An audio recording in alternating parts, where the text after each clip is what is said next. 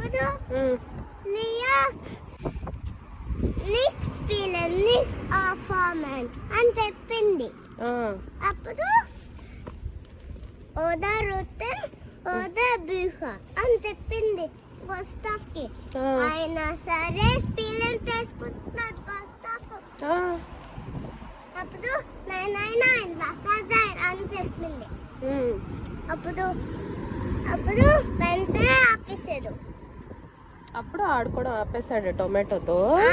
తర్వాత బుక్ చదువుకున్నాడు గోస్టాఫ్. నేను కూడా వేరే బుక్ ఏదో చదువుకున్నాను. అవునా? గీతాలో. ఇంకేం చేసావు ఈరోజు గీతాలో?